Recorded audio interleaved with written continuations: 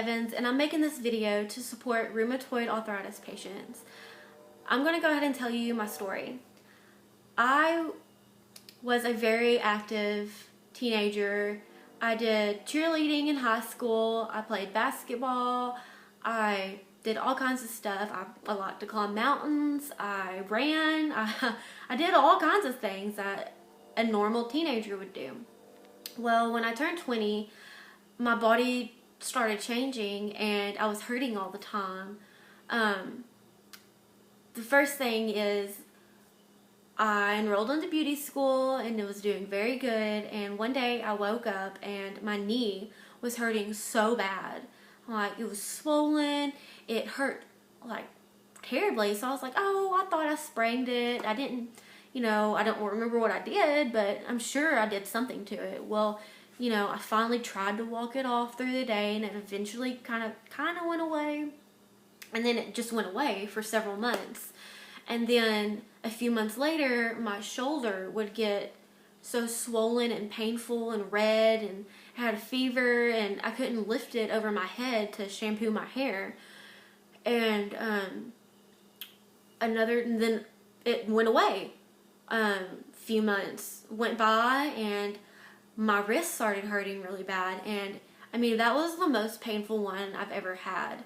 I thought I broke my wrist because it hurt so bad. It kept me up all night. So the next day I went to my doctor and had them x-ray my hand, and everything was fine. I was like, look, I know something hurts or something's wrong because it hurts so bad just to move it. And she just gave me a splint and said, if it doesn't go away, come back and we'll see what we can do. Well, it went away, so I didn't go back. And a few months later went by, and it took a turn for the worst. My shoulder would hurt, my knee would hurt. If it wasn't one thing, it was another. I was so scared. I didn't know what to do. So I went to my doctor and I told her, and I forgot that, my dad has rheumatoid arthritis and it runs in the family. And so we drew my blood to see if I have it, and she called me back 3 days later and wanted to sit down and talk to me. And she told me that I have rheumatoid arthritis, and we made a doctor's appointment to go to a specialist. So my doctor gave me several steroid shots to help. They kind of helped, made it manageable, but I still had to wait 3 more months to go to the diagnostic clinic. And during that 3 months was the longest 3 months of my life. I never thought I'd go through what I did. My knees would get so swollen to the point where I could not put any weight or pressure on my knees, and it would keep me up at night. I had to sit up with my leg propped up on 5 pillows to kind of help it. And I couldn't go anywhere. My husband had to carry me. My sister had to carry me. I couldn't be at home alone because you never knew what was going to happen or how I'd be alone. Because literally 1 minute I can be okay, and the next I can't walk on my knee because it hurts so bad. And so it was very devastating for me. And I remember I was at a football game. It was really cold that night, and I literally got stuck. I could not sit up and walk down the bleachers by myself. My husband literally had to carry me because I was in so much pain. I had all these blankets on me and to help me warm up, but the cold is the worst for rheumatoid arthritis patients. I hate the winter. But anyway, I finally went to my doctor's appointment, my diagnostic clinic, and she did all these tests. We were there all day, did all these tests, looked at my joints, talked to me, and she diagnosed me with severe rheumatoid arthritis. And you don't see rheumatoid arthritis in young people like me.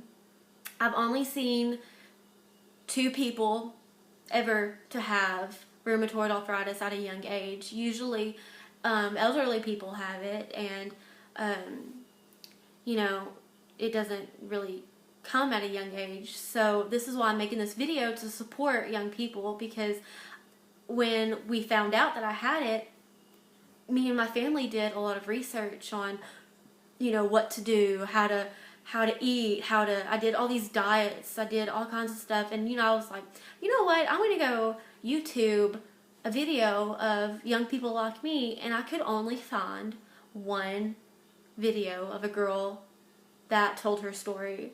So this is why I'm telling mine, to help young people out there to deal with what they have, and to also educate your spouse or your family member or someone who helps you. And I call rheumatoid arthritis the ghost disease, because you can't see it. It's not a disease that, you know, oh, it's on my arm, this is what I have. It's inside your body, and you can only feel what you feel. Nobody can feel it for you.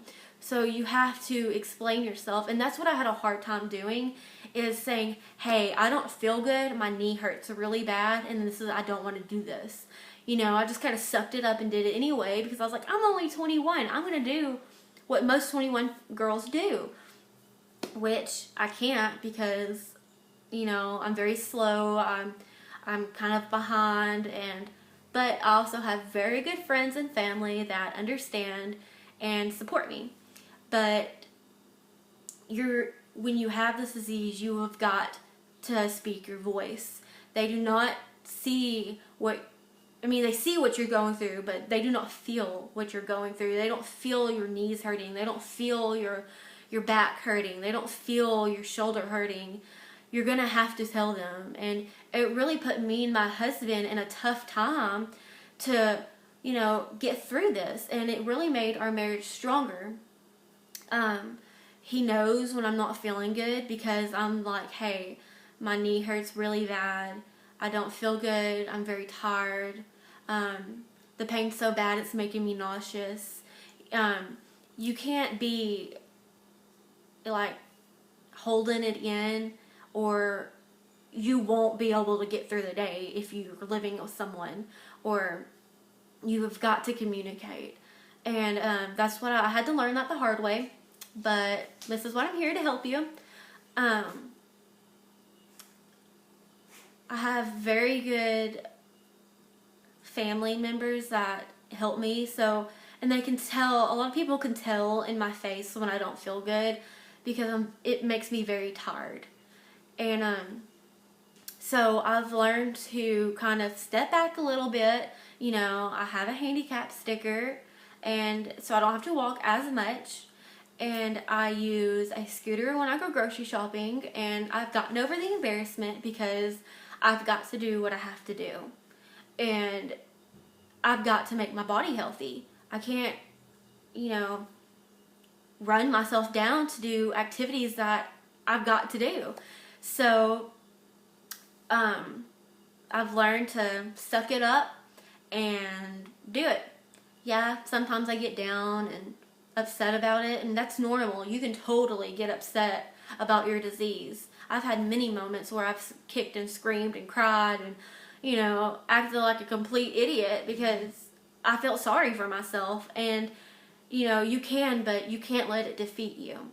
Like, I mean, I'm 21. I want to do everything a 21-year-old does. And we went to Branson a few weekends ago, and I wanted to go shopping just like everybody else. So me and my friends loaded up a wheelchair, and they pushed me around all the way through Branson, just so I wouldn't be, you know, behind everybody, or slowing down, or you know, or hurting that night. And it really helped me.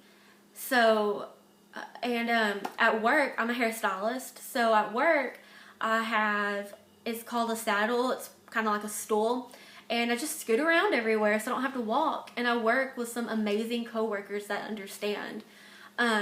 Luckily, it's not my shoulders right now that hurt, or my elbows, or my hands, which, I mean, you can kind of tell my hands are swollen, but I mean, it's like that all the time. So, but I mean, if I do have a bad day, I just, go home early, or, I do what I have to do. Of course, I pay for it at night, but, you gotta do what you gotta do. But I do take a shot. It's called Humira. It looks like an EpiPen. This side is a shot and this side is the button. You just stick it in your leg or your tummy and hold it down for 30 seconds. It took me a long time to be able to do it by myself. I was so scared. The click scared me. The needle didn't scare me. The click of the pen scared me. But my husband sat there for 30 minutes. I've actually squirted my husband with the medicine because I pulled it out and it squirted all over him. So, you just have to live, and it's a devastating disease and it's horrible and it's hard, but you gotta live with it and have fun. Don't let it beat you down. Don't get depressed about it. I mean, it's so easy to do that, but it's a lot easier to live your life and have supportive people around you. I hope this video helped. I am still going through it, and I have a long journey ahead of me, but we'll see, and maybe I'll post another video. But if y'all ever need anything, just comment below and I'll try my best to answer y'all's questions. I really hope this video helped you and helped your families or your friend to understand what you're going through. Thanks for watching.